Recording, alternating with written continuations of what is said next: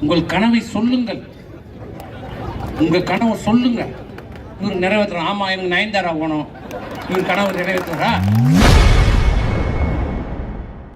அதிமுக ஆர்ப்பாட்டத்தில் கலந்து கொண்டு பேசிய அதிமுக முன்னாள் அமைச்சர் சி வி சண்முகம் நடிகை நயன்தாரா குறித்து பேசியுள்ளது அதிர்ச்சியை ஏற்படுத்தியுள்ளது. செயல்படுகிற இப்படிப்பட்ட அதிகாரிகளை தேர்தல் ஆணையம் நடவடிக்கை எடுக்க வேண்டும். இந்த 5 ஆண்டு காலம் இந்த தமிழகத்தில் நடத்தி கொண்டிருக்கிற திமுக அரசு, திரு ஸ்டாலின் தலைமையிலான அரசை தூக்கி எறிகிற, அப்புறப்படுத்துகிற ஒரு அருமையான வாய்ப்பு நமக்கு கிடைத்திருக்கிறது. வருகை தந்திருக்கின்ற அனைத்து பொறுப்பாளர்களும், அனைத்து நிர்வாகிகளும் ஒற்றுமையாக இருந்து பணியாற்ற வேண்டும்.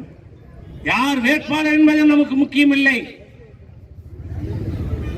நம்முடைய நோக்கம், லட்சியம், இந்த அரசு கஞ்சா அரசு, போதை அரசு, மக்கள் விரோத அரசு, ஏழைகளை பற்றி சிந்திக்காத அரசு, இந்த ஸ்டாலின் அரசை தூக்கி எறியப்பட வேண்டும். அது மட்டும்தான் நம்முடைய லட்சியம். மக்களிடம் எடுத்து சொல்லுங்கள், வாக்காளரிடம் எடுத்து சொல்லுங்கள். இந்த அரசனுடைய தவறுகளையும் குறைகளையும், நீ நல்லவனா இருந்தா, உன் ஆட்சி மேல நம்பிக்கை இருந்திருந்தா, நீ 5000 கொடுக்குற? யார் வீட்டுக்கு காசு கொடுக்குற? யார் வீட்டு காசு கொடுக்குற? நம்ம பணத்தை எடுத்து நம்ம கிட்டே ஓட்டு கேட்கற. நீ யோகியமா இருந்தா என்ன பண்ணிருக்கணும்?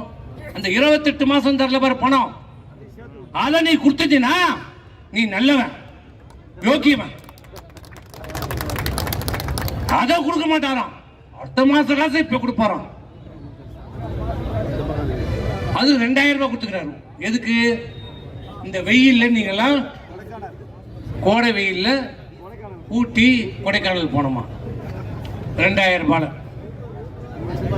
இந்த பஜார் கான்சல் வரைக்கும் போய் வந்த கூட பத்தாது. எப்படியெல்லாம் இந்த அரசு ஏமாற்றுகிறது. தினந்தோறும் வசனம், கவிதை. சொன்னார் கனவு காணும். அவர் சொல்றார், அப்துல் கலாம் கனவு காணும் சொன்னார். இவர் அதை விட ஒரு படி மேல போய், உங்கள் கனவை சொல்லுங்கள், உங்க கனவை சொல்லுங்க. இவர் நிறைவேற்றுறோம். ஆமா, எனக்கு நயன்தாரா போனோம். இவர் கனவு நிறைவேற்றுறா. கேப்பா, நயன்தாரா எனக்கு கல்யாணம் பண்ணி வைன்னு கேட்பான். இவர் கனவு நிறைவேற்றுவாரா?